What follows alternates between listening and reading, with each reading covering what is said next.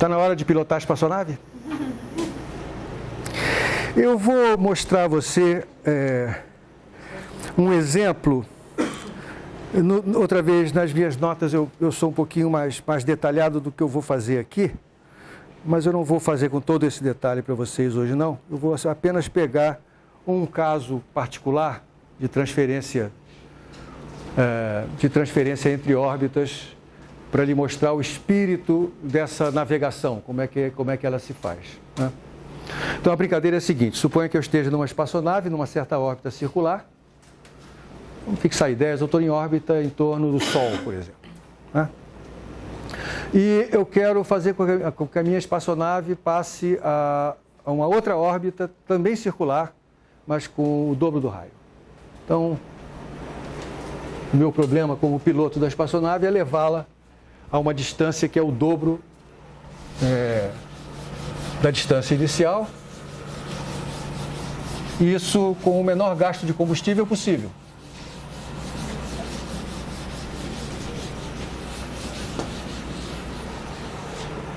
E o menor gasto de combustível possível está associado ao fato de que eu vou usar a interação gravitacional para me ajudar. É ela que vai fazer com que eu possa mudar de uma órbita para outra. Então, fixando ideias, aqui está o centro atrator, pode ser o Sol, por exemplo. Aqui está a órbita original, uma órbita circular de raio R. E eu quero passar para uma órbita circular de raio, digamos, 2R. É isso que eu quero fazer. Vou desenhar aqui um sistema cartesiano, só para simplificar a minha discussão. Eu estou aqui nessa órbita. Eu vou fazer o seguinte: quando eu chegar neste ponto aqui, que corresponde ao ângulo polar zero, na verdade, como é tudo circular, o ângulo polar zero é aquele que eu quiser, né? Posso começar em qualquer posição da órbita. Eu vou escolher aquele ali para ser o zero.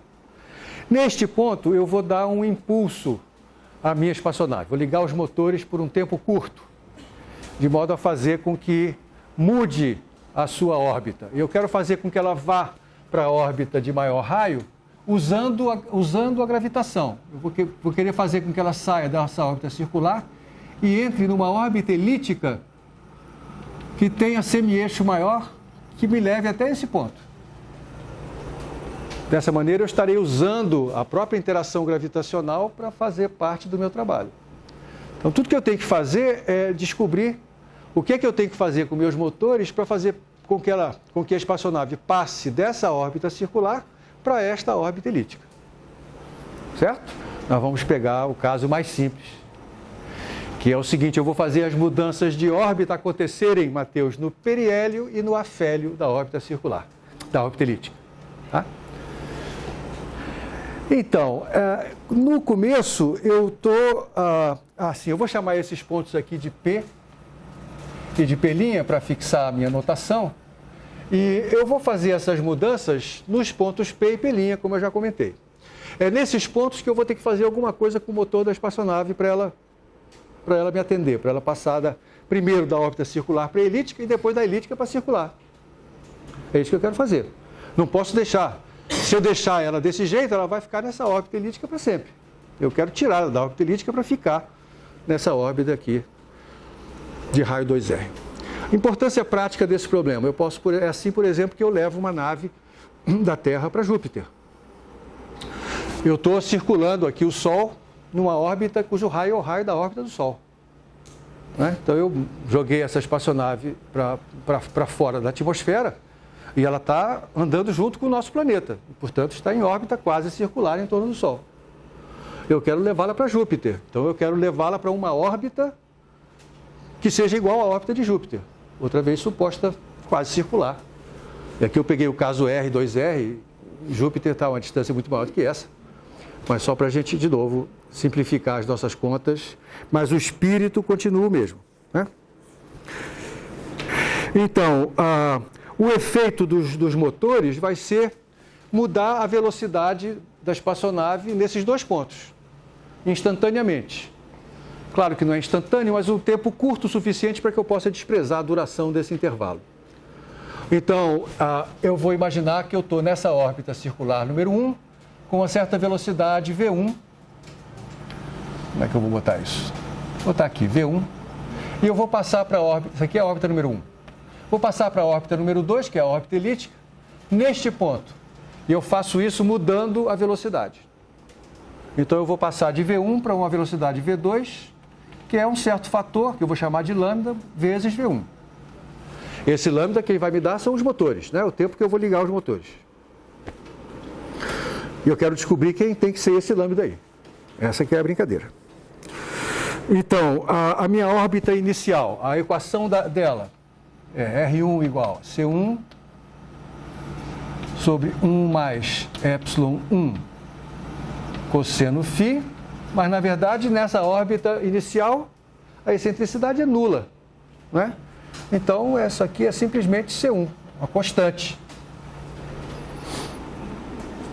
Mas aí ela vai entrar numa órbita elíptica. Essa órbita elíptica tem a equação dada por C2, 1 mais ε2, cosseno de φ.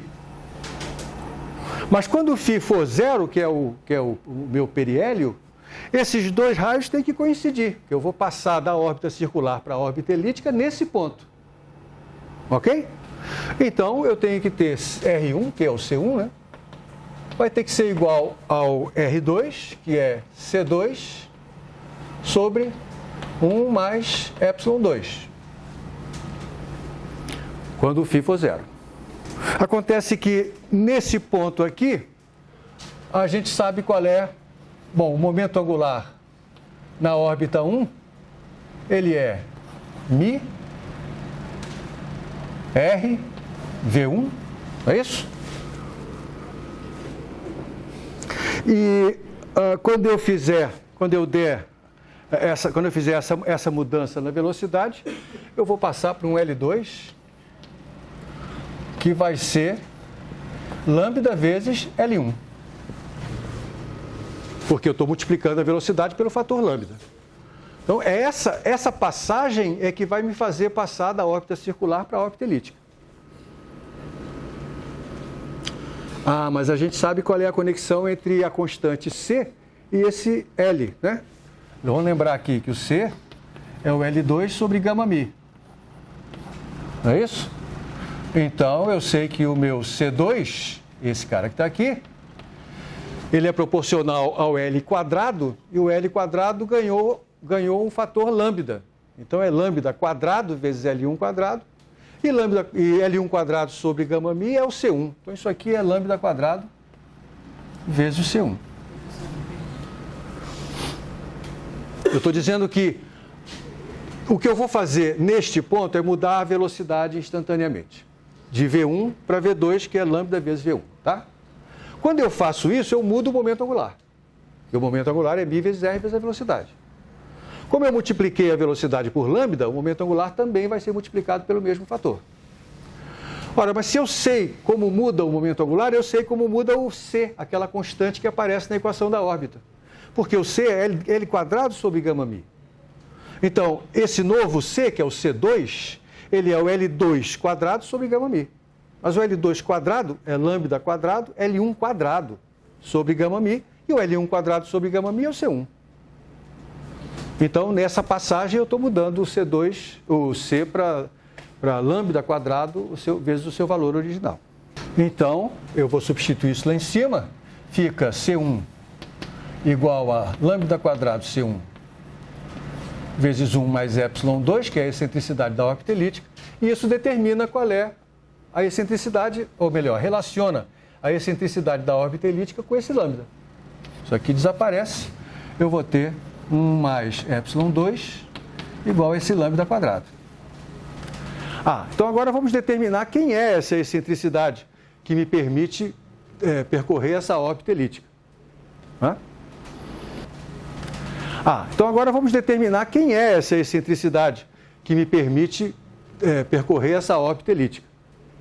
Tem mais de uma maneira, né? Porque você está vendo, nesse caso aqui, você vai passar por uma elipse cujo semi-eixo maior vai valer 2R mais R, 3R. Né? E a distância focal dela vai ser a distância do centro, que é daqui para cá, vai ser R sobre 2. Então, eu sei qual é a distância focal, sei qual é esse eixo maior, posso determinar a excentricidade. Uma outra maneira interessante é você usar a própria equação da órbita, que vai me dizer que quando eu chegar neste ponto aqui, eu vou ter que estar no afélio, no ponto mais distante. Mas a equação da órbita me diz que R, quando φ for igual a π, que é o afélio, né, tem que ser C2 sobre 1 menos ε2, que é 1 mais ε2 cosseno de φ, e o cosseno de φ é menos 1. E isso aqui tem que ser 2R, né, que é exatamente o raio onde eu quero chegar. Então, agora eu só vou substituir valores aqui. Então, eu vou trabalhar com essa equação agora. C2 é lambda quadrado vezes o C1, que é R,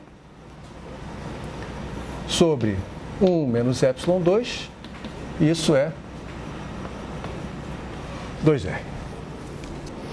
Então, nessa equação aqui, o que eu tenho que fazer agora é escrever o epsilon em função do lambda para obter uma equação que só envolva lambda, o que me dá o quanto que eu tenho que aumentar a velocidade no momento da mudança de órbita. E eu já obtive a relação entre o epsilon e o lambda, que é essa que aqui está. Epsilon é lambda quadrado menos 1. Aliás, o tempo todo isso aqui é o epsilon 2, né? Por que eu botei epsilon quadrado aqui? Isso. Estava errado, né? Não era epsilon quadrado, é epsilon 2. O 2 estava embaixo, não em cima. Isso. Aí eu passei 1 menos epsilon 2 para o lado de cá. 1 menos epsilon 2, que é lambda quadrado menos 1. E agora, manipulação, né? O R vai embora. E aí está a graça de eu passar de um R para um 2R, porque não depende do R, né? Então, eu fico com lambda quadrado igual a 2 vezes... Esse 1 menos 1 vai dar um 2 aqui, vai dar um 4, menos 2 lambda quadrado, ou seja, 3 lambda quadrado igual a 4, lambda igual a raiz quadrada de 4/3. Então, isso é de quanto eu tenho que aumentar o valor da velocidade para passar para essa órbita. Isso aqui dá aproximadamente 1,15. Você tem que necessariamente percorrer aquela curva ali?